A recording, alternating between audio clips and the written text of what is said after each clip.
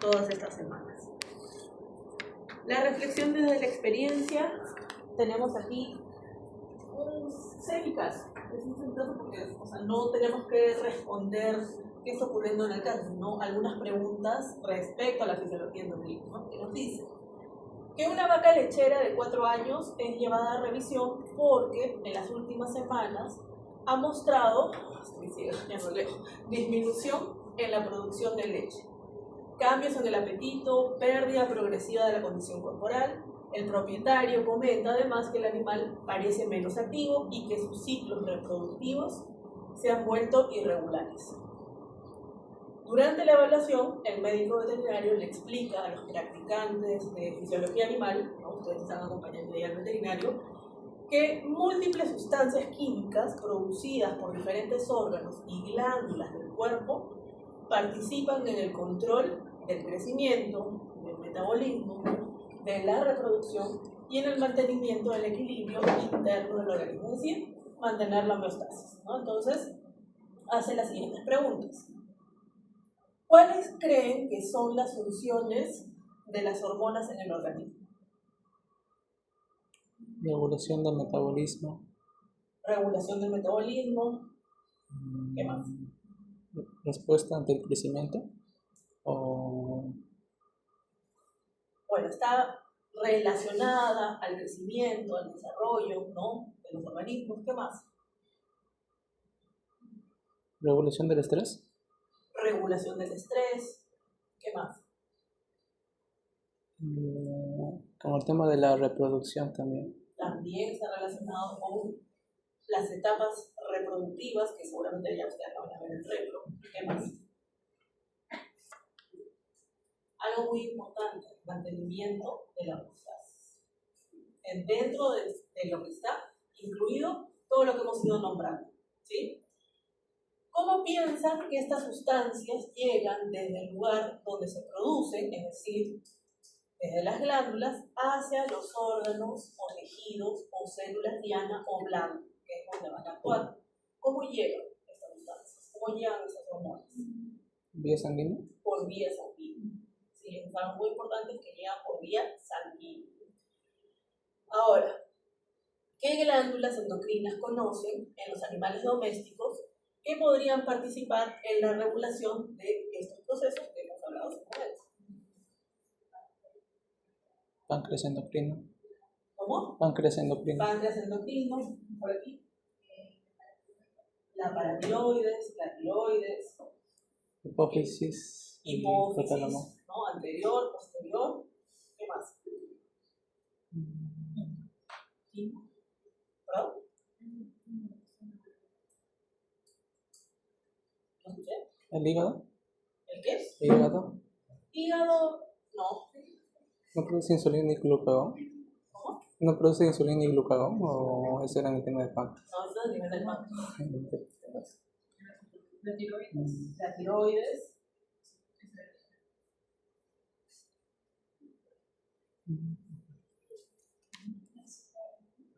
La suprarrenal o adrenal. ¿Qué más? Las gónadas, que van a sintetizar y secretar hormonas relacionadas a la reproducción, ¿no?, tanto en machos como en hembras. ¿Okay? Entonces aquí tenemos como un resumen de las respuestas, ¿no?, a esas preguntas que tenían, ¿no? Ya ustedes me dijeron. Funciones: regulación del metabolismo, crecimiento y desarrollo, reproducción, homeostasis, ¿no? Esa es la principal, mantener la homeostasis. Porque si funciona todo lo que estamos viendo anteriormente, vamos a tener homeostasis. Respuesta al estrés, respuesta a la adaptación, que también genera un estrés, ¿no? Vamos a ver la próxima semana. ¿Cómo se transportan? Por sangre, por vía sanguínea. ¿Sí? Es principal. ¿Y qué glándulas? Bueno, ustedes han nombrado varias de ellas, ¿no? El hipófisis, la tiroides, paratiroides, las suprarrenales, el páncreas, la parte endocrina, ¿no?, las gónadas, y entre otras que vamos a ir viendo. Esas son las principales. El resultado del aprendizaje es que al finalizar esta sesión ustedes van a comprender las bases teóricas de la endocrinología, las hormonas, los tipos de hormonas, sus funciones, y van a reconocer la importancia de la regulación hormonal en el mantenimiento de la homeostasis. Acuérdense, esa es la finalidad de la fisiología. Este es el contenido de la sesión, que parece corta, pero en realidad es una clase larga, ¿sí? Con muchos mecanismos, que yo sé que a veces puede resultar dolor de cabeza, ¿sí? Pero es parte de lo que tenemos que ver. Y básicamente, como pueden ver aquí estamos viendo lo que sería un eje comprendido por el hipotálamo, la hipófisis y las glándulas periféricas.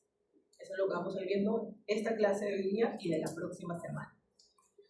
Y para empezar, a modo de introducción, tenemos que entender que hay una biorregulación química, ¿no? Con dos sistemas que, como les dije, para nosotros en fisiología son muy importantes: el sistema nervioso y el sistema endocrino, en el cual en el sistema nervioso va a estar liberando lo que se conocen como neuroquinas, o para nosotros neurotransmisores. Neurotransmisores, que una vez liberados van a actuar sobre sus receptores en sus células diana, ¿sí? Células específicas, porque sabemos que hay receptores específicos. El caso del sistema endocrino, que es lo que vamos a ver en estas 2 semanas, liberan hormonas que van a viajar por vía sanguínea hacia sus células diana para ejercer un efecto que puede ser también excitatorio o inhibitorio, ¿sí? Y además, en esta biorregulación química tenemos que sumarle lo que vendría a ser el sistema inmune, que no lo vemos en físico, porque ustedes tienen el curso de inmunología.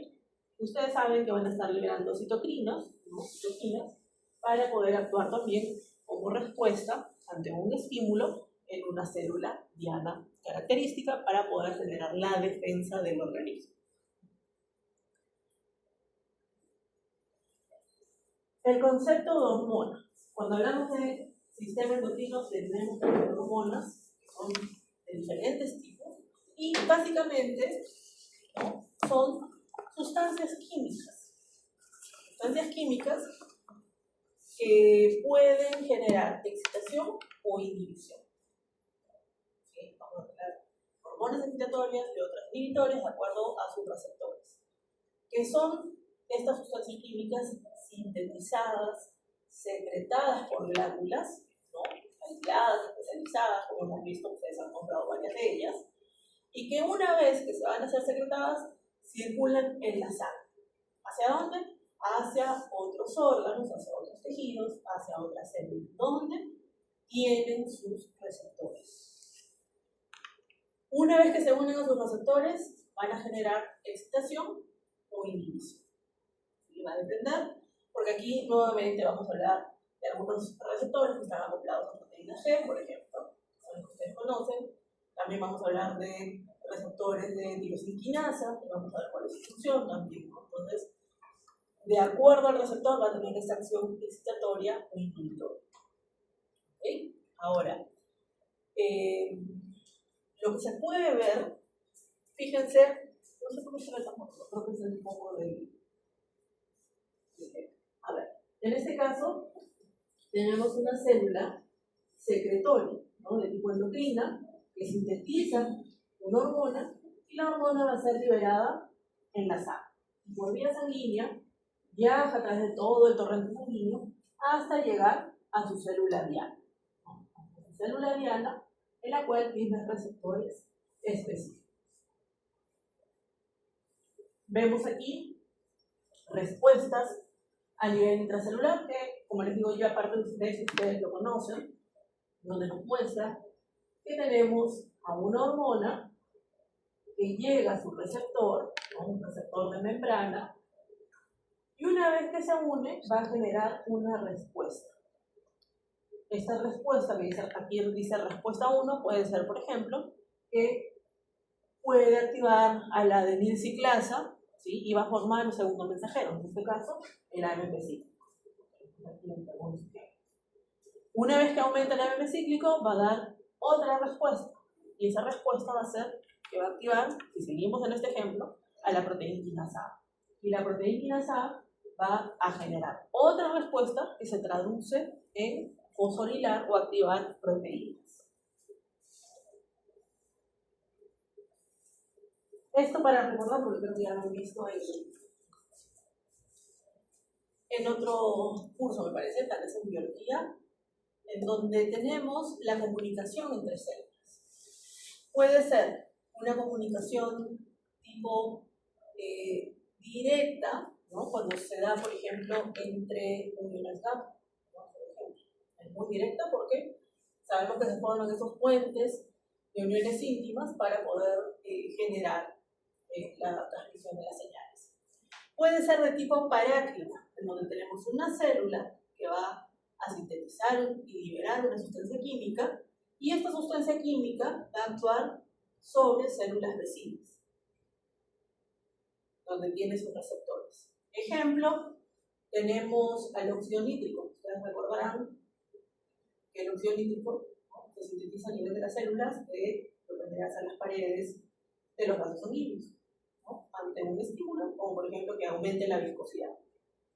Por lo tanto, hace que se libere ese óxido nítrico y el óxido nítrico actúa sobre las células vecinas, que son las células musculares lisas del vaso sanguíneo. Entonces, tiene una comunicación de tipo paráclima. O por ejemplo, la somatostatina. La somatostatina que se produce a nivel del páncreas.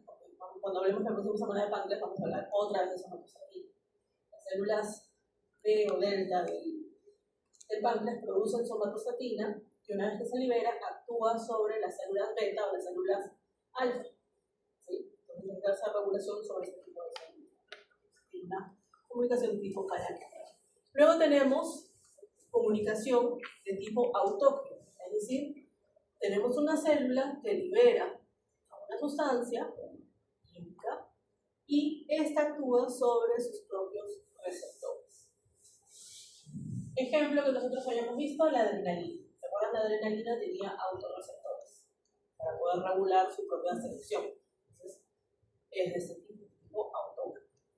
Y también en el caso de la insulina que se libera a nivel de las células beta del páncreas, también tiene autorreceptores para poder regularse.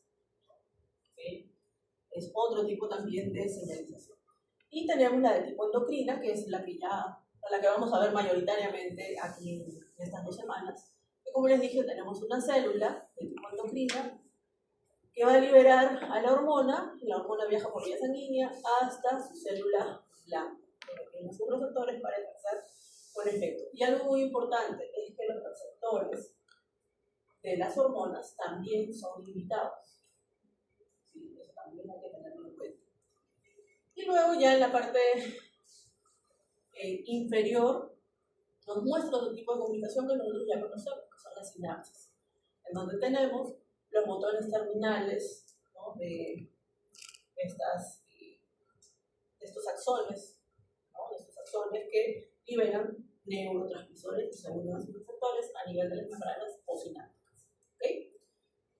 Ahora aquí nos muestra los componentes de la comunicación celular.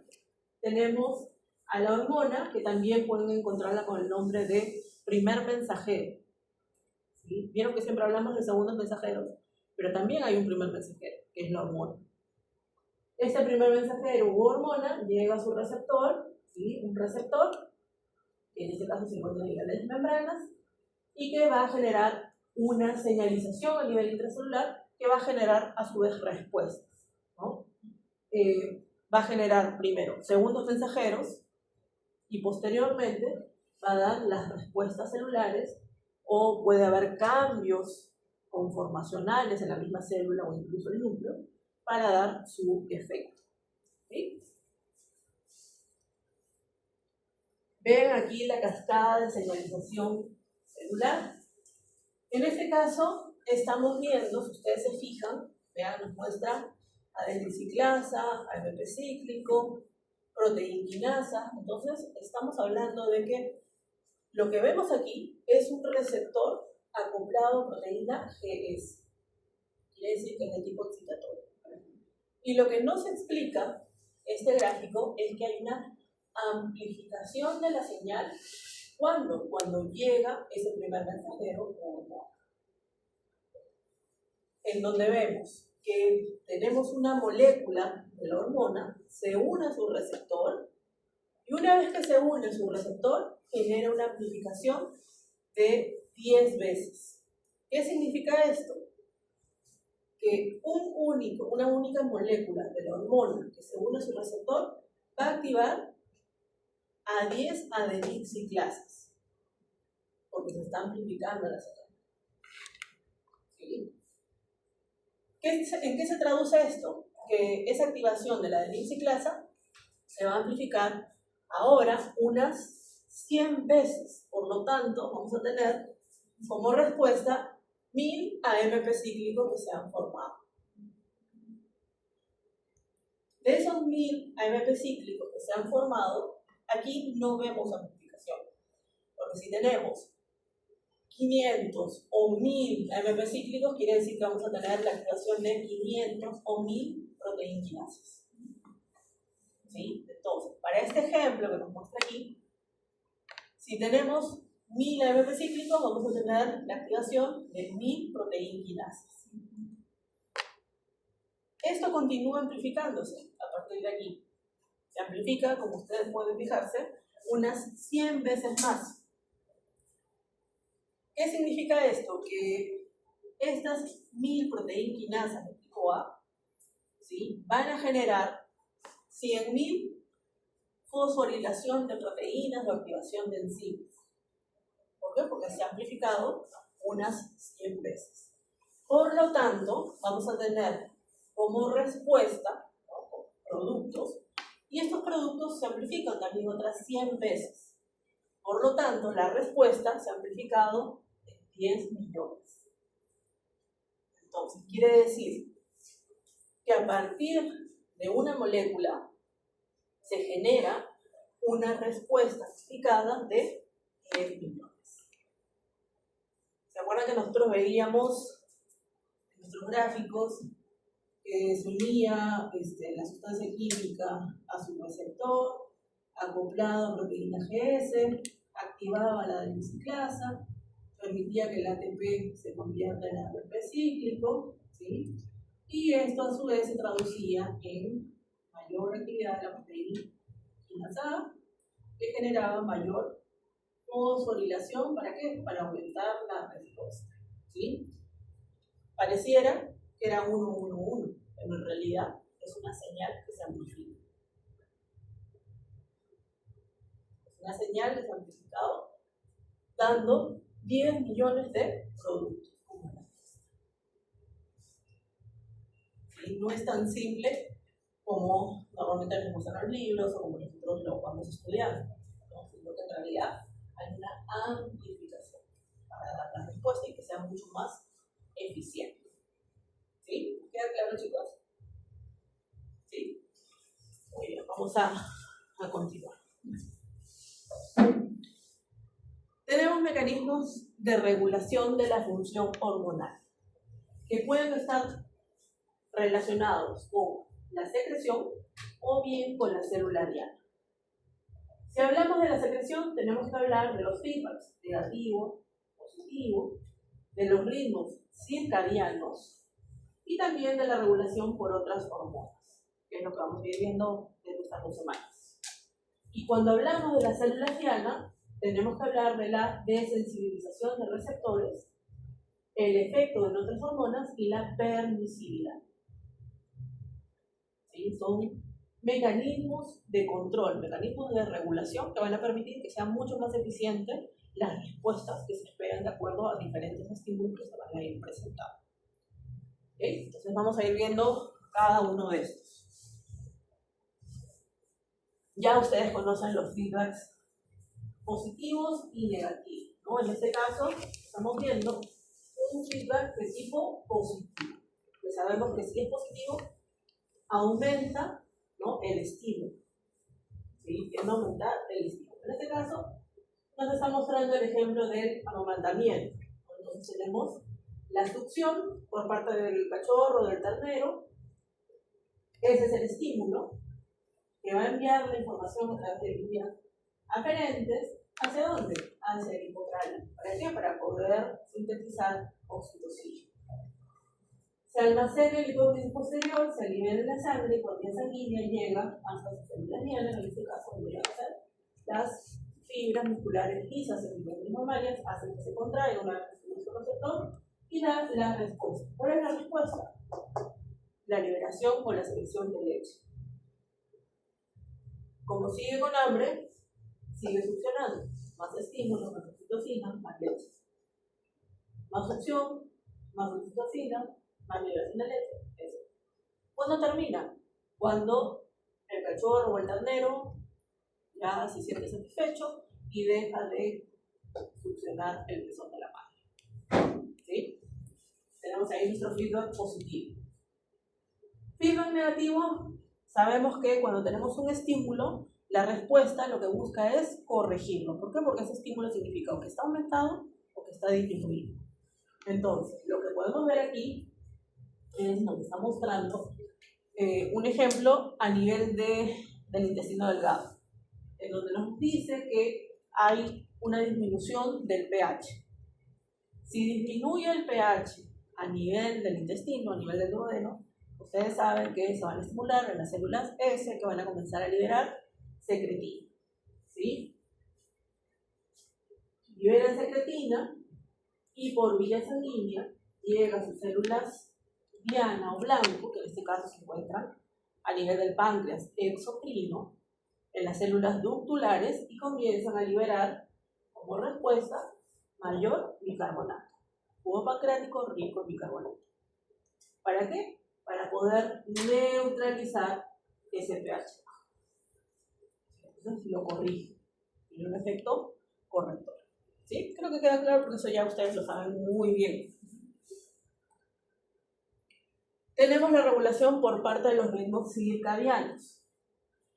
¿Qué son los ritmos circadianos? Son los ritmos de vida que se dan durante 24 horas del día.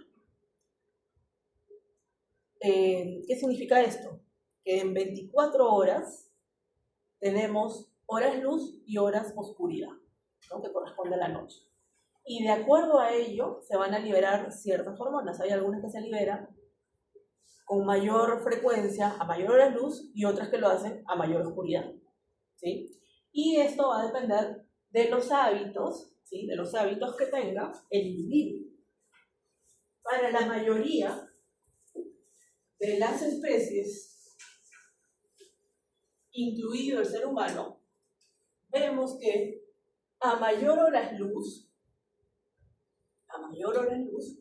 hay mayor liberación de cortisol, de adrenalina y de serotonina, ¿sí? Que son sustancias químicas, son hormonas que tienden a aumentar los niveles de glucosa y que además esa glucosa sirve como energía, es la que permite que se pueda afrontar el día.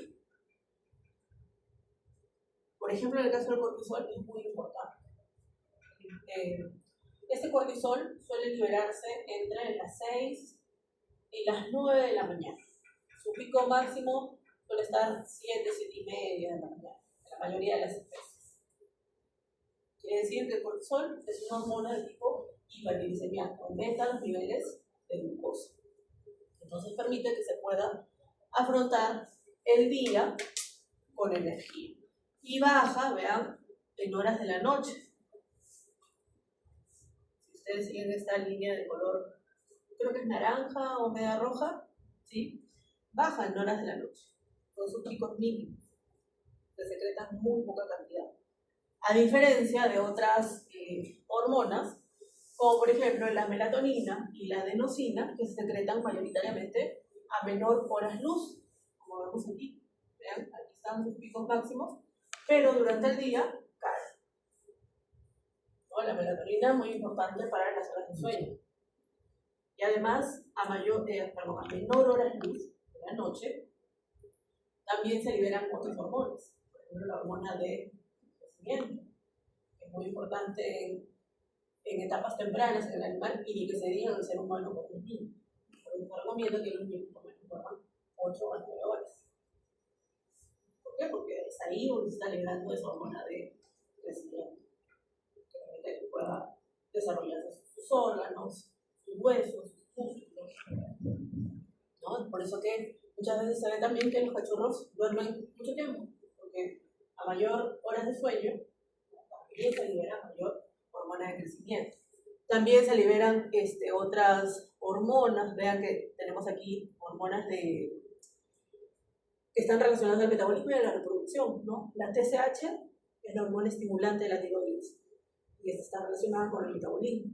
Y la FSH y la LH, hormona folículo estimulante, y la hormona luteinizante, tiene que ver con los ciclos reproductivos. Por eso es que lo van a ver en retro, ¿sí? Pero tengo que nombrarlo aquí porque está aquí en el ejemplo de los ritmos circadianos. Ustedes van a ver que hay especies, ¿no?, cuyas hembras, su ciclo estral, ¿no? Si les digo ciclo estral, ¿sí entienden? ¿Sí? Es cuando van a entrar en celo, ¿no? Todo el ciclo que los lleva a que van a entrar en celo. El ciclo estral, para algunas especies, algunas hembras, se dan durante todo el año. Ejemplo, en el caso de las vacas, cada 21 días entran en celo. Pero hay otras que tienen, mejor dicho, ciclos estrales de tipo estacionales. Es decir, algunas que entran en celo a mayor hora de luz, es decir, las estaciones de primavera y verano. Y otras a menor hora de luz, como ocurre, por ejemplo, con las ovejas mexicanas, que lo hacen en invierno y en otoño y invierno. ¿Sí? Las yeguas lo hacen en primavera-verano. Entonces necesitan mayor hora de luz para poder ciclar, para poder entrar en celo. Y las ovejas, menos horas luz. Por eso, en lugares donde se necesita que cada cierto tiempo se reproduzcan, por el caso de las ovejas, les colocan en los establos, ¿no?, tablas para tapar la luz, para que puedan entrar en celo. Y en el caso de las yeguas, muchas veces se colocan focos especiales, ¿no?, que puedan tener mayor luz para poder entrar en celo. Todo eso lo van a ver en retro, simplemente aquí quiero que entiendan cómo funciona, ¿no?, la liberación de esas hormonas de acuerdo al ritmo circadiano. ¿Ok? Ahora, además, el ritmo circadiano también determina la liberación de dos sustancias químicas, dos hormonas, que ustedes ya conocen, que son la grelina y la leptina. A mayor cortisol, necesitamos convertir mayor cantidad de glucosa, lo mismo que la adrenalina. Entonces, por lo tanto, el individuo que se despierta con esa sensación de hambre, porque la grelina, ustedes saben, se va a secretar cuando el estómago se encuentra prácticamente vacío. ¿Sí? Y estimula al neurotransmisor Y y a la proteína parecida al autino, ya lo conocen ustedes. Entonces, conlleva que el individuo busque su alimento. Si es la persona, que prepare su desayuno o compre algo para desayunar. ¿Okay? Entonces, este ritmo circadiano es importante que se mantenga. Ahora, ustedes se preguntarán, sé que se están preguntando, ¿qué ocurre con unas especies que no tienen este tipo de ritmo circadiano, que es el de la mayoría? Es decir, aquí vemos hábitos diurnos, pero ¿qué pasa con los que tienen hábitos nocturnos? Ahí se invierten los papeles en la liberación de las hormonas. Ellos van a tener mayor liberación, por ejemplo, de cortisol en la noche, lo que los va a preparar para poder cazar por el día. ¿Sí? Entonces, simplemente hay una variación en los tipos. Pero, como les digo, en la mayoría, lo que vemos es este tipo de ritmo circadiano. Y en el caso de las personas, tenemos también este ritmo circadiano, y también es por eso que se dice que muchas veces, cuando las personas trabajan en la noche, en la madrugada, se altera ese ritmo circadiano, trayendo ciertos problemas hormonales. No duermen bien, no se alimentan bien. Quizás a algunos de ustedes les toque hacer guardia en la veterinaria, o les toque, no sé, algún establo que justo les toque a ustedes hacer la guardia en la noche. Entonces, esto va a alterar un poco su organismo. Tienen que tener cuidado porque llega un momento en que sí se altera y van a haber efectos que ustedes van a decir qué me está pasando, pero la realidad es que están alterando el ritmo de la liberación. Entonces, ahí tienen que ir al endocrino y bueno, les va a indicar, ¿no?, suplementos, etcétera, etcétera, les va a dar las indicaciones y les va a decir cambien de trabajo, cambien de horario. ¿Sí? Otro mecanismo de regulación, en este caso ya a nivel de lo que vendría a ser la célula diana, es la desensibilización. ¿Qué significa desensibilización? Acuérdense que cuando una hormona, una sustancia química, llega a su receptor, está sensibilizando, ¿sí? Porque se está uniendo y va a generar un efecto. La desensibilización lo que hace es evitar esa unión. ¿Cómo? Hay muchas hormonas que tienen que ser desensibilizadas, como la paratormona, algunas hormonas reproductivas como la luteinizante, por ejemplo, o como la que está relacionada a la adrenalina, que es el ejemplo que tenemos aquí, ¿no? Sabemos que la adrenalina que llega al corazón se va a unir a los receptores beta-1 como respuesta ante un estímulo para tratar de compensar, de tratar de regular, que ya lo hemos visto en algún momento en el ciclo, pero puede ocurrir en ciertas ocasiones que haya una liberación mayor de esta adrenalina, ¿sí? Entonces, ¿qué ocurre? Que existe algo que se conocen como las arrestinas. Como estamos hablando del corazón, hablamos de beta-arrestinas, que son una especie de proteínas que lo que hacen es básicamente generar una inhibición de los receptores. ¿Cómo? Internalizando, formando un endosoma, ¿sí? Generando que el receptor sea introducido en la célula. ¿Para qué? Para que esa adrenalina ya no tenga dónde llegar y genere un efecto.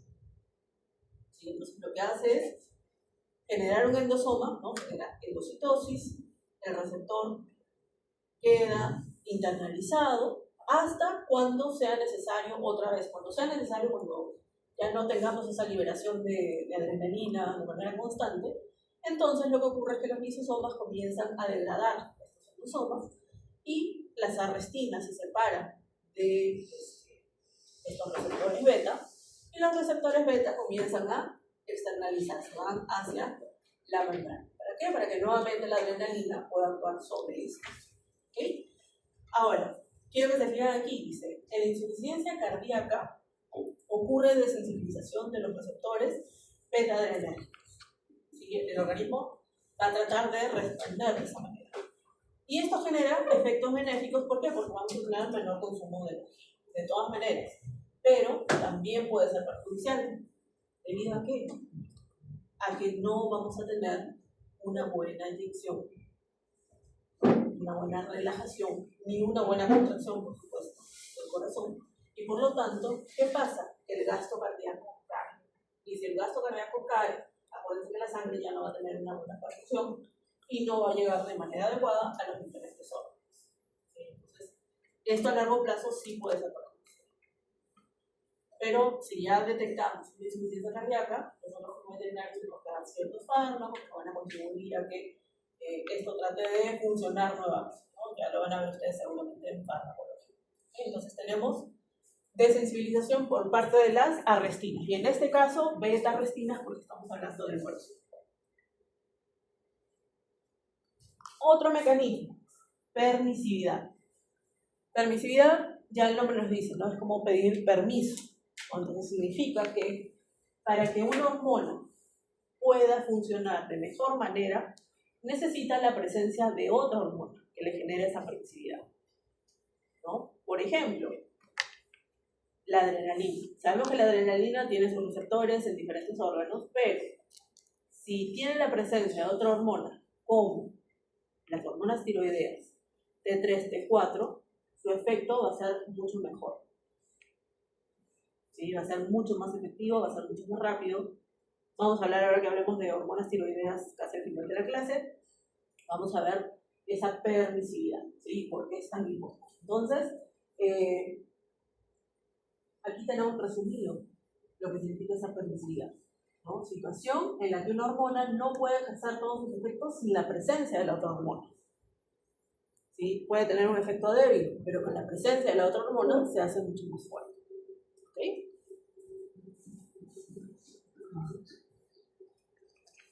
Tipos de receptores de membrana. Pueden ver, tenemos diferentes tipos. Tenemos receptores de tirosina quinasa. tienen un dominio de tirosinquinasa. ¿Qué significa esto? Que si tienen dominio de tirosinquinasa, tienen la capacidad de poder autofosforilarse, es decir, que pueden autoactivarse. Mejor ejemplo de este receptor de tirosinquinasa, la insulina. La insulina es una hormona que tiene esta capacidad que cuando se une a sus receptores puede autoactivarse. Los factores de crecimiento, ¿no? Factor neutrófico derivado del cerebro, pero esto lo ven en uno, pero para nosotros la insulina, es el que nos interesa a nosotros.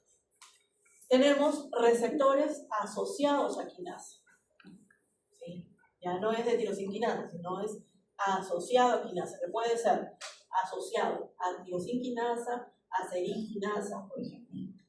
¿Sí? ¿Cuál es la diferencia? Primero que la tirosinquinasa no es parte, ¿sí?, de ese receptor, sino que está asociado. Y por lo tanto, no tiene la capacidad de autofosforilarse, no puede autoactivarse. ¿Okay? Ejemplo, interleuquinas, factores proinflamatorios, uno que hemos visto nosotros, que no está aquí en el ejemplo, pero lo pueden colocar, la leptina. ¿No? La leptina, por ejemplo, también tiene estos receptores asociados a quinasa, ¿no? Que son receptores YAC. Luego tenemos al que ustedes conocen muy bien, que son los receptores acoplados a proteínas G. Pueden ser inhibitorios, inhibitorios, de acuerdo a qué tipo de proteína G. ¿No? GS, GQ, excitatorias, GI, inhibitorias. ¿No? Algunos ejemplos: adrenalina, glucagón, endorfinas, paratormona, ¿no? Y tenemos otro receptor de membrana, que también ustedes conocen muy bien, que son canales iónicos, ¿no? Que dependen de la sustancia química que lleva para que este canal pueda abrirse o cerrarse. Ejemplo, la acetilcolina. ¿No? Acetilcolina, ustedes ya saben, se une, se abre el canal y ingresa sodio. O GABA, que se une, ¿no? Los receptores GABA se une a su receptor y se abre ¿para qué? Para que ingrese el cloro. ¿Okay? O el caso del glutamato. El glutamato, que se unía a sus receptores, primero los AMPA, ¿no? Que permitía el ingreso de sodio, pero luego, tras esa despolarización y que el magnesio se retiraba, estaban los receptores NMDA, los cuales, una vez que el glutamato se unía a eso, permitía el ingreso de calcio. ¿Sí? Entonces, son ejemplos de canales iónicos, que son gatillados por ligando. Más tipos de receptores hormonales. Tenemos los que son de tipo de superficie, que son los que se encuentran a nivel de las membranas. Tenemos receptores de tipo nucleares, cuyos receptores se encuentran a nivel del núcleo, como ocurre con, por ejemplo, las hormonas tipo tiroideas, que tienen sus receptores a nivel del núcleo. O tenemos también citosólicos en organela, hormonas esteroideas que tienen sus receptores, como pueden ver aquí, a nivel del citosol, también pueden tenerlos a nivel del núcleo. Hormonas tiroideas que tenían receptores mayoritariamente a nivel del núcleo, pero también las pueden tener a nivel de organelas como las mitocondrias.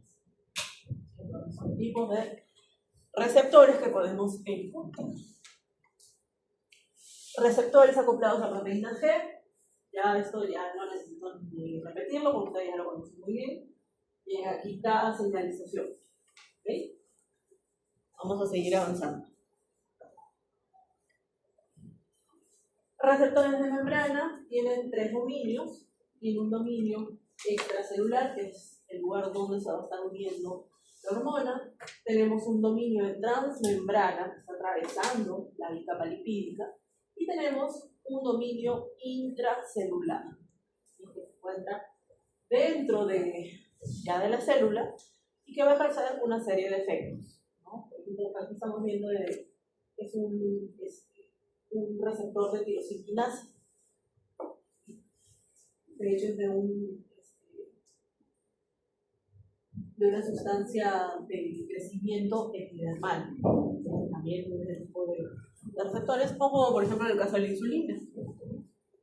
Vean aquí, en el caso de la insulina, dijimos también, es un receptor de tirosinquinasa con esa capacidad de poder autofosforilarse, ¿no? de autoactivarse. Tiene 4 dominios, como ustedes se pueden ver aquí, 2 alfa, 2 beta. Tiene su dominio de transmembrana, tiene su dominio intracelular. Tenemos la insulina que se une, ¿sí? Se une en su sitio de unión.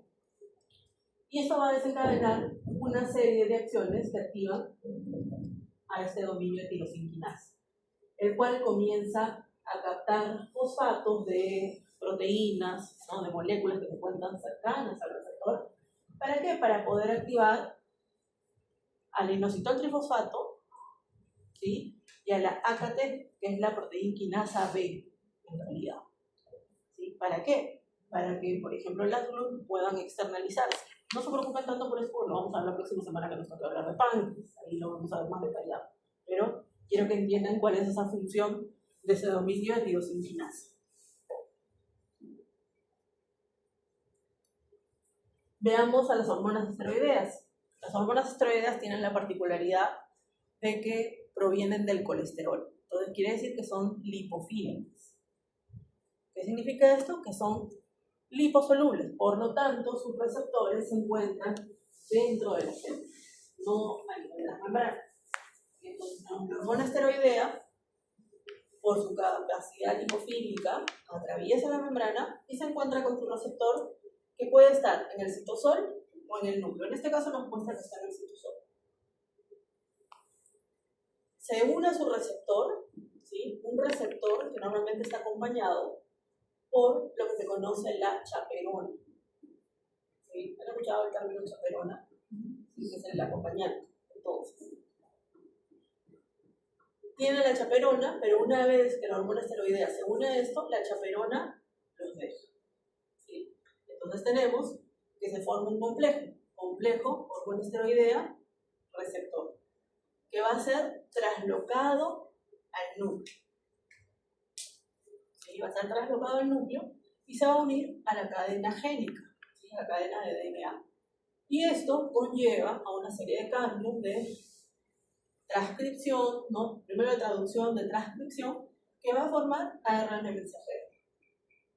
Y el ARN mensajero es el que va a estar activando proteínas, enzimas, proteínas canal, para generar su efecto. ¿Queda claro cómo es la señalización de un receptor de hormona esteroidea? ¿Sí?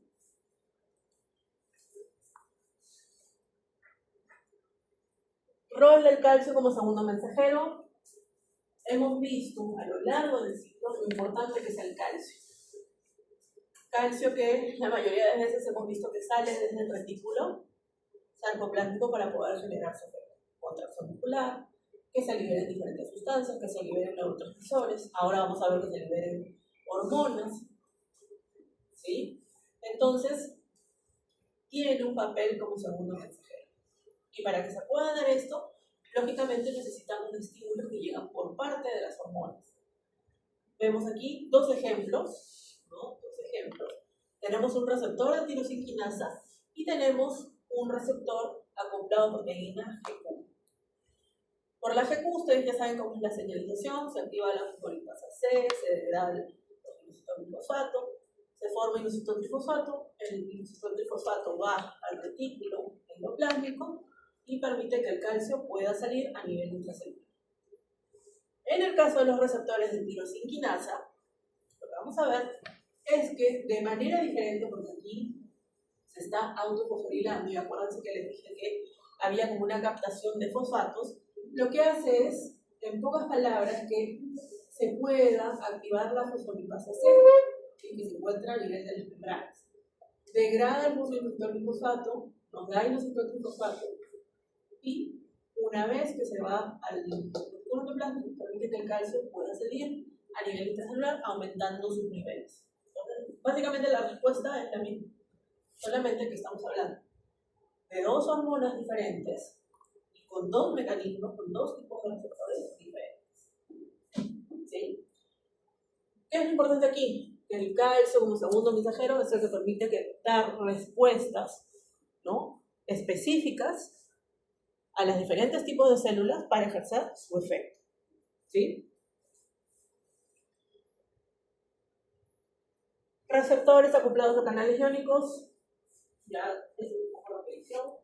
Sabemos que tenemos receptores que son canales iónicos, se une la sustancia química, lo cual permite que el canal se abra para que ingrese o para que salgan los diferentes iones y puedan ejercer su efecto.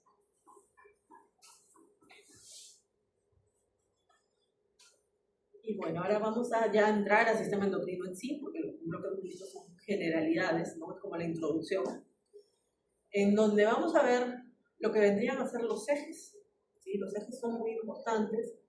Cuando hablamos de ejes, estamos hablando de 3 glándulas que participan. 2 centrales, que vendrían a ser el hipotálamo y la hipófisis, y luego tenemos las periféricas, ¿no? Que se encuentran, por ejemplo, a nivel de las mónadas, ¿no? A nivel de la tiroides, a nivel de las adrenales, ¿no? Que están aquí en la parte craneal y superior de los riñones, ¿sí? Pero primero vamos a ver cómo se clasifican las hormonas. Las hormonas se pueden clasificar de acuerdo a su estructura química. De acuerdo a su estructura química, tenemos las esteroideas. Las esteroideas, acuérdense, son las que tienen esa capacidad de poder atravesar las membranas porque sus receptores se encuentran a nivel intracelular. ¿Sí? ¿Por qué tienen esa capacidad lipofílica? Porque derivan del colesterol, específicamente de un núcleo que se llama el núcleo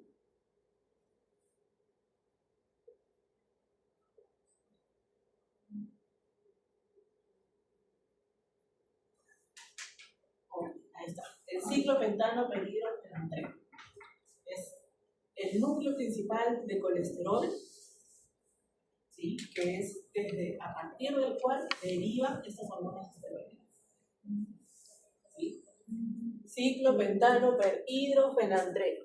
Algunos ejemplos de hormonas esteroideas: cortisol, aldosterona, testosterona, estradiol, ¿sí? Son hormonas de tipo esteroideas.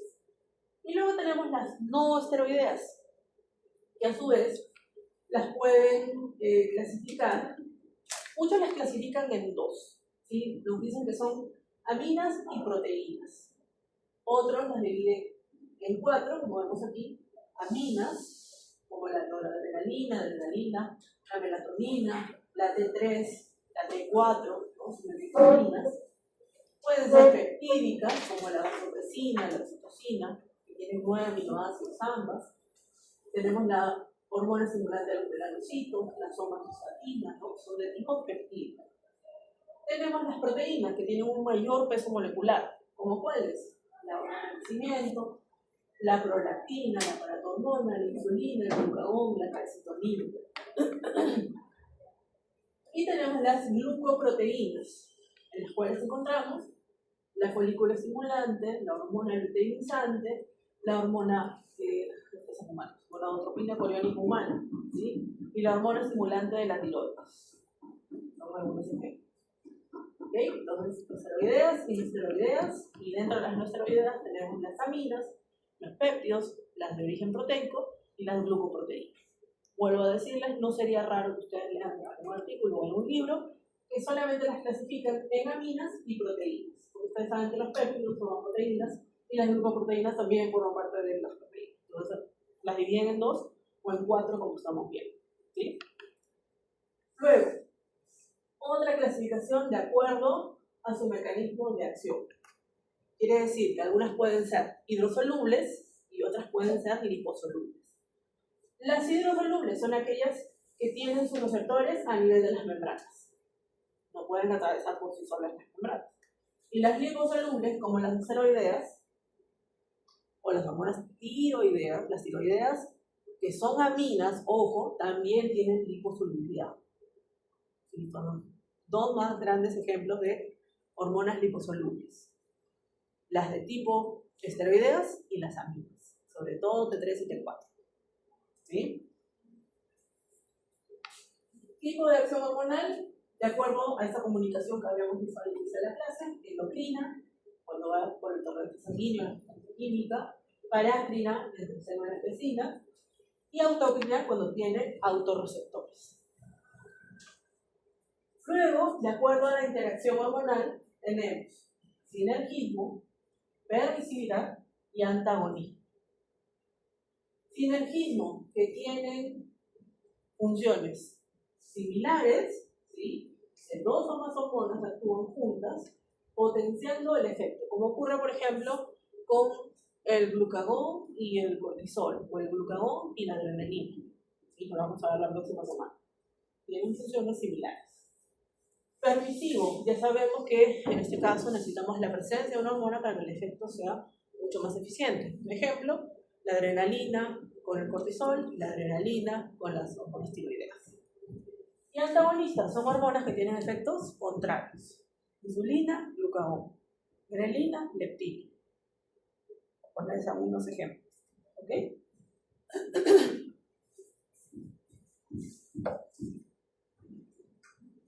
Aquí podemos ver en este gráfico la relación que existe entre el hipotálamo con la hipófisis anterior y posterior. ¿Sí? Lo que podemos ver aquí son núcleos. Ustedes saben que a nivel del hipotálamo encontramos diferentes tipos de células, pero también encontramos núcleos hipotalámicos. Por ejemplo, en esta zona que está pintada en verde, vamos a encontrar sobre todo al núcleo supraóptico y al paraventricular, ¿sí? Que contiene células magnocelulares y puede contener también células parvocelulares. Y luego tenemos las que están aquí en amarillo, encontramos a otros tipos de núcleos, como por ejemplo el núcleo infundibular, el lateral, el ventromedial, el dorsal, ¿sí? Que van a tener como, digamos, estructura principal células de tipo parvicelulares, sobre todo, ¿sí? Ahora, en el caso de estos núcleos supraóptico y paraventricular que tienen las células magnocelulares, vamos a ver que estas células, ¿no?, sintetizan ciertas hormonas, como son, por ejemplo, la oxitocina y la vasopresina u hormona antidiurética. ¿Okay? Entonces, una vez que son sintetizadas, vean cómo a través de estos axones tan largos, vean, bien largos, llegan hasta la hipófisis posterior, donde se van a almacenar. ¿Sí? Pregunto, ¿por qué a nivel de la hipófisis posterior no se sintetizan hormonas y solamente se almacenan? Por histología.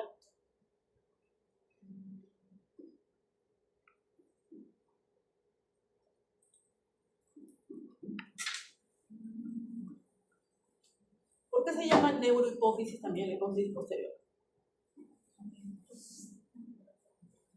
¿Cómo? Está formada por tejido nervioso, pues, por lo tanto, no puede sintetizar, no tiene células endocrinas, no puede sintetizar hormonas. ¿Sí? Entonces, simplemente lo que hace es almacenarlas y las libera en sangre, de acuerdo al requerimiento que sea necesario, ¿no? Ahora, aquellas que forman parte de los otros núcleos, sobre todo de células parvicelulares, vean también cómo sus axones llevan a estas hormonas, pero se quedan en la eminencia media. Las liberan en la eminencia media, en donde tenemos, ¿qué cosa? El sistema porta hipotalámico hipofisial. ¿Se acuerdan que había un sistema? Habían tres especiales cuando hablamos de circulación, que eran sistema porta. Hepático, que ya lo hemos visto en digestivo, renal, que lo hemos visto la semana pasada, y aquí tenemos el encefálico o hipotalámico hipofisial. ¿Sí? Entonces quiere decir que estas hormonas se liberan en esta eminencia media y a través de la vía sanguínea, vean cómo llega hasta las células endocrinas, que están en la adenohipófisis, que sí sintetizan hormonas. Y luego van a estar liberadas en la sangre, de acuerdo a los requerimientos. Entonces, vean ahí la diferencia. ¿Sí? Vamos a hablar un poco sobre los ejes. Tenemos hipotálamo, hipófisis, glándula periférica u órgano blanco. ¿Okay? Lo vamos a dividir en adenohipófisis, hipófisis anterior, neurohipófisis, hipófisis posterior. Entonces vamos a empezar con la anterior. En este caso, vamos a ver que el hipotálamo sintetiza un grupo de hormonas que, si ustedes se fijan aquí en el gráfico, todas terminan en RH, RH, RH, RH, RH. Hasta aquí. Esa RH significa que es una hormona liberadora. ¿Sí? Hormonas liberadoras. Y las hormonas liberadoras son las que se sintetizan a nivel del hipotálamo. Entonces tenemos la GnRH, la hormona liberadora de gonadotropinas. Tenemos a la CRH, hormona liberadora de corticotropina. La TRH, hormona liberadora de tirotropina. La PRH, la hormona liberadora de prolactina. Y la GHRH, hormona liberadora de la hormona de crecimiento. Que a través de sus axones de color amarillo que vimos en la diapositiva anterior, va a llegar hacia la eminencia media, se libera en la sangre y por vía sanguínea llega hasta la adenopófisis, hipófisis anterior. Una vez que se unen a sus receptores, van a permitir la síntesis y secreción de otro grupo de hormonas, ¿no? Si llega la hormona liberadora de gonadotropinas, la adenohipófisis va a sintetizar y a liberar a la FSH y LH, la hormona folículo estimulante y la hormona luteinizante, que se van a liberar por vía sanguínea hasta llegar a sus órganos y a las gónadas, machos y hembras. ¿Okay? En el caso de la hormona liberadora de corticotropina, cuando llega a través del sistema porta especial a la adenohipófisis, va a permitir la síntesis y liberación y secreción de la ACTH, la hormona adrenocorticotropa, ¿sí? O simplemente corticotropo, también tiene ese nombre. Se libera en la sangre y llega hasta la corteza adrenal. Se une a sus receptores y permite la síntesis de una hormona que es el cortisol. Tenemos a la TRH, la hormona liberadora de tirotropina, que cuando llega hasta la adenohipófisis permite la síntesis y secreción de la TSH, hormona estimulante de la tiroides o hormona estimulante de tirotropina. ¿Sí? Que cuando se libera en la sangre llega hasta su órgano blanco, en la glándula tiroides, y permite que se pueda sintetizar y liberar las hormonas tiroideas, la T3 y T4. Hoy día vamos a ver. Luego tenemos la hormona liberadora de prolactina, llega a la adenohipófisis, permite que se sintetice y se secrete la prolactina, y la prolactina se va a liberar en la sangre y llega hasta la glándula mamaria. En este caso es para generar desarrollo de las mamas, ¿sí?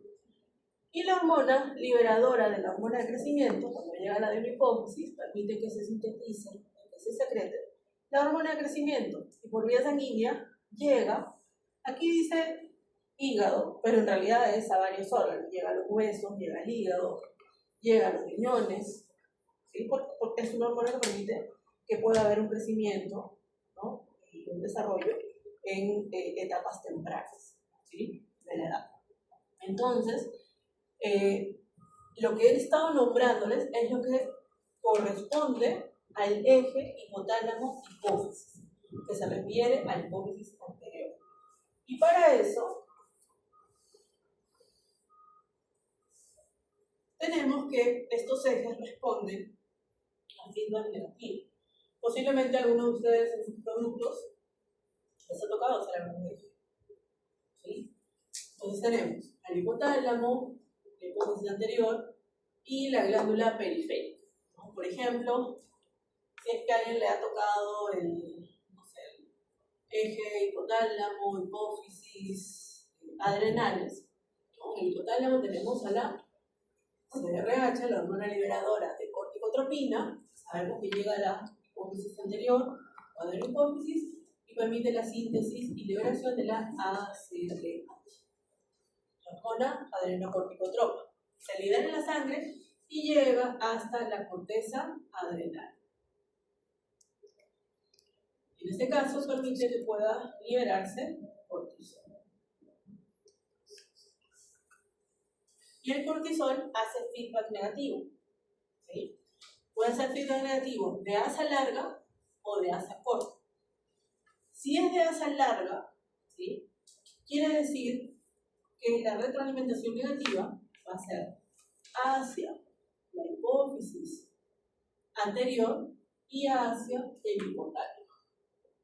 ¿Cuándo? Cuando los niveles de cortisol están muy aumentados. Entonces, ese aumento de cortisol detectado en sus niveles en la sangre hace feedback negativo. ¿Para qué? Para que haya disminución en la síntesis de la hormona liberadora de corticotropina. Por ende, a nivel de la hipófisis anterior vamos a tener también una disminución, ¿no?, de la hormona adrenocorticotropa, y por lo tanto a nivel de la corteza adrenal vamos a tener que el cortisol comienza a disminuir hasta que llega a sus valores normales. ¿Cuándo es de asa corta? Cuando el feedback es desde la hipófisis anterior hacia el hipotálamo. ¿Cuándo? Cuando a lo mejor los niveles de ACTH están muy aumentados. Entonces hace feedback negativo para que la hormona liberadora de corticotropina disminuya su síntesis y liberación. ¿Ok? Entonces puede ser de asa larga y de asa corta. ¿Queda claro, chicos? ¿Sí? Muy bien, vamos al hipotálamo con la neurohipófisis. En este caso ya sabemos que la neurohipófisis, al no tener células endocrinas, no puede sintetizar hormonas, simplemente las puede almacenar. Entonces, a nivel del hipotálamo, en la parte que habíamos visto donde estaban esas neuronas de color verde, ¿no?, el núcleo supraóptico y paraventricular, se van a sintetizar la hormona antidiurética o vasopresina y la oxitocina. Y a través de esos axones tan largos, llegan a la neurohipófisis, se almacenan y luego se liberan en la sangre y llegan a sus órganos blancos. En el caso de la hormona antidiurética, ustedes ya saben, llega hasta el túbulo colector para permitir, ¿no?, que las ocopolinas 2 se externalicen. Y en las glándulas mamarias, la oxitocina se une a sus receptores en las células musculares lisas, lo cual permite que se pueda contraer. ¿Para qué? Para que pueda haber secreción de leche. ¿Ok? ¿Queda claro? ¿Sí? ¿Sí? ¿Preguntas? Tenemos aquí algunos núcleos hipotalámicos. Sé que ustedes en sus diapositivas tienen un gráfico con muchas letras, que a veces se puede hacer tedioso leerlo, entonces gracias a la guía hemos podido hacer un resumen exacto, ¿no? Entonces aquí simplemente recordar cuáles son los núcleos. En este caso estamos hablando de los núcleos supraóptico, paraventricular. Aquí tenemos los otros núcleos, ¿no? Pero aquí los más importantes, de acuerdo a lo que hemos estado viendo, sobre todo respecto a la neurohipófisis, es el supraóptico y el paraventricular, ¿no?, que van a tener neuronas de tipo macrocelulares, parvicelulares. Las macrocelulares, ustedes ya saben, que se encargan de liberar sobre todo lo que vendría a ser ADH y oxitocina, ¿no? Y las parvicelulares, las otras hormonas. Y tienen básicamente el resumen. Eso es lo que quiero que sepan, porque creo que hay mucha información que no viene al caso para fisiología, ¿sí? Igual le voy a estar enviando a la delegada las diapositivas. Ahora, en el caso de la vasopresina y la oxitocina, son hormonas de tipo peptídicas. Son muy parecidas, tengan en cuenta que se sintetizan en diferentes núcleos, ¿no? En el caso de lo que vendría a ser la vasopresina, está más relacionada con el núcleo supraóptico, mientras que la oxitocina con el paraventricular. Pero en ambos casos tenemos a las células magnocelulares que las van a sintetizar. Entonces, por lo tanto, ambas hormonas se caracterizan por tener 9 aminoácidos, que son muy parecidos en su fórmula. Si ustedes se fijan, y son un poco más detallistas, se van a dar cuenta que tienen simplemente 2 aminoácidos diferentes. Todos los demás son iguales, ¿sí? Y otra característica es que tienen transportadores. Son unos transportadores que les permiten poder llegar hasta la neurohipófisis, ¿no?, y posteriormente poder circular en sangre, ¿no? Y eso se da gracias a unas proteínas transportadoras que se conocen como neuroficinas. En el caso de la vasopresina, ¿sí?, utiliza básicamente a la neuroficina 2. Y la oxitocina utiliza neuroficina 1. ¿Cuál es la diferencia entre uno y otro? Son muy parecidas porque ambos son transportadores, pero en el caso de la neuroficina 2 tiene algo que se llama decapéptido, ¿no? Muy pequeño, que es lo que hace la diferencia. A veces en bioquímica o biología lo habrán visto, o lo están por ver, no sé. Es la diferencia, pero ambas son transportadoras, ¿no?, hasta que puedan llegar a sus órganos blandos. En el caso de la hormona antidiurética, ustedes lo saben a nivel renal, pero también tiene función vasoconstrictora, no se olviden. ¿Sí? Lo hemos hablado cardiovascular, hemos hablado del sistema renina, angiotensina, aldosterona, y hemos visto cómo la angiotensina 2 también estimula la liberación de la hormona antidiurética para generar vasoconstricción. ¿Sí? Y en el caso de la oxitocina, sus principales sitios de acción, glándulas mamarias y también a nivel uterino. ¿Por qué? Porque es una hormona que facilita el parto. Comienza a secretarse en gran cantidad en el momento del parto. ¿Sí? Hoy nos toca hablar de eso, así que más adelante. Bueno, aquí tenemos en esos axones, en las porciones terminales, lo que se conocen como los cuerpos de Henle, ¿no?, que contienen ATP y contienen justamente a las neuroficinas, que se van a liberar para poder transportar a estas dos hormonas.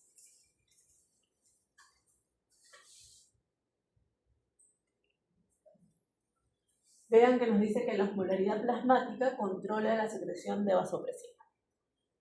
Esto lo hemos hablado en la clase pasada. Acuérdense cuando se activaba el centro de la sed o cuando el paciente estaba deshidratado, había un estímulo, por ese aumento de osmolaridad, que era captado por los vasoreceptores, que lleva la información, como pueden fijarse, hasta los núcleos supraóptico y paraventricular, sobre todo el supraóptico, donde encontramos a las células macrocelulares que van a sintetizar a la hormona antidiurética.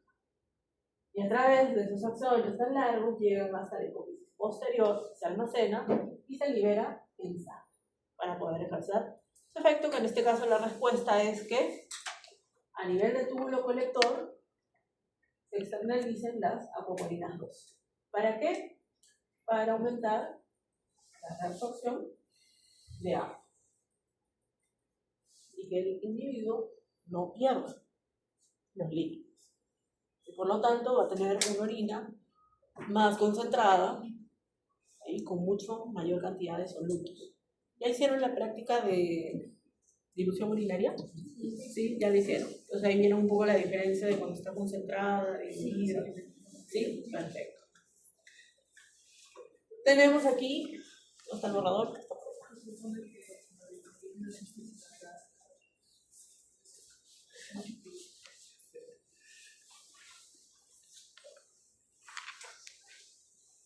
Vean a la hormona antidiurética, se une a su receptor de 2, acoplado a proteína GS, ¿sí? Activa la adenyl-ciclasa, permite que el ATP se convierta en AMP cíclico. Ese aumento de AMP cíclico activa la proteína A, que es la que finalmente va a permitir que las apopolinas puedan externalizarse, ¿no?, las apopolinas 2, para que el agua pueda ingresar. ¿Sí? Entonces ahí ya tenemos su función, que ustedes ya van a hacer porque lo hemos hablado la semana pasada.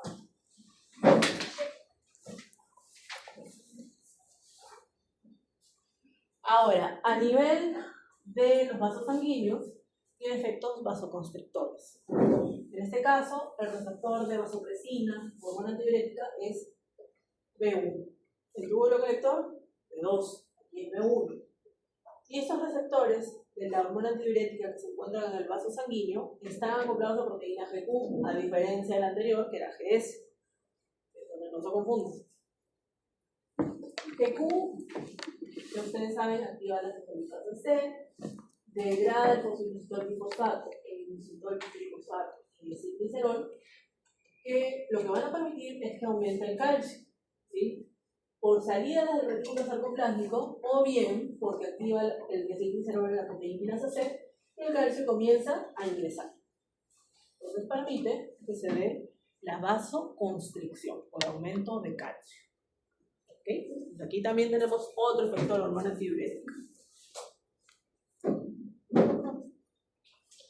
Tenemos aquí un caso, que lo pueden leer aquí en la diapositiva, lo tienen, que es sobre la diabetes insípida.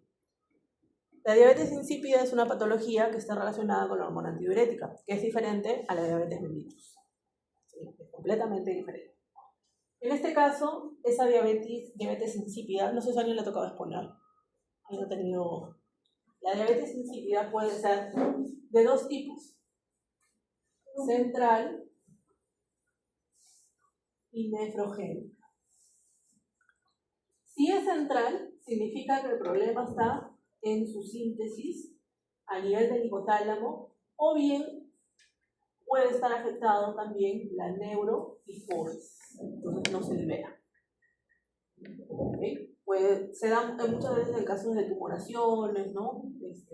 Que no necesariamente están afectando a estas glándulas, pero como se encuentran en la cercanía, comienzan a dañar, a lesionar. ¿Sí? Ese es de un tipo. Y la nefrogénica, y ojo, aquí voy a regresar un ratito. La central significa que los niveles de ADH están disminuidos. ¿Sí? Y en la nefrogénica significa que el problema está a nivel de los receptores que se encuentran en el túbulo colector. Quiere decir que no hay receptores B2.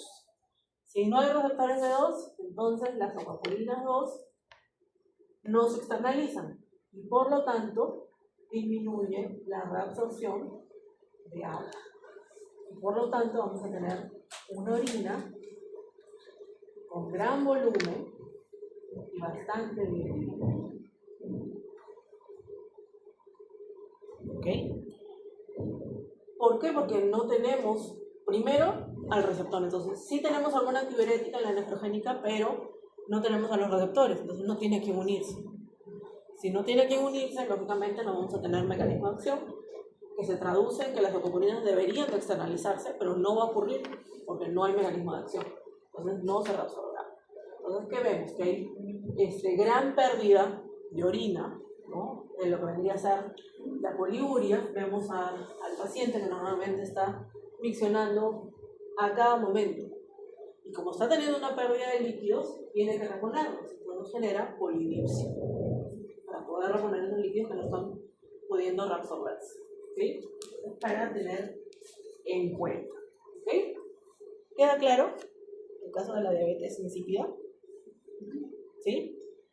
Igual hay un video que he encontrado, se los voy a pasar cortito, creo que dura 1 minuto. Es como un resumen de la hormona antidiurética con la diabetes insípida. Creo que les puede servir para la hora de analizar. A ver, vamos a continuar. En el caso de la oxitocina, cuando se libera, tiene que haber lógicamente un estímulo, y uno de ellos es, como hemos visto, al momento de la lactación, por medio de la succión, ¿no?, del pezón de la madre, que va a generar, ya hemos visto, un feedback de tipo positivo. Por vía aferente llega al hipotálamo, se sintetiza la oxitocina, se almacena en la neurohipófisis, se libera por vía sanguínea, llega a la glándula mamaria, específicamente a las células musculares lisas, se contrae y permite la secreción de leche. Entonces, se sigue aumentando en este caso el terrenito. Y así feedback positivo constantemente hasta que se sienta saciado ese terreno. ¿Sí? También es importante el momento del parto. Tiene receptores a nivel del útero. Sí. En este caso, cuando llega el momento del parto, que va a variar en las diferentes especies, el feto comienza a acomodarse en el canal de parto. Y mientras va acomodándose, ese es el estímulo. Y está estimulando el canal de parto. Quiere decir que a través de vías aferentes lleva la información hacia el hipotálamo, comienza a sintetizar oxitocina, se almacena en la neurohipófisis, se libera en la sangre, ¿sí?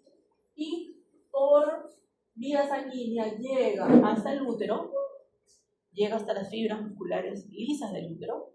¿Para qué? Para que se contraiga. A medida que se contrae, el feto sigue acomodándose en el canal de parto. Más estímulo, más oxitocinas, más contracción del útero. sigue acomodándose. Más oxitocina, más contracción, más acomodación del feto, hasta que se da el alumbramiento, hasta que nace.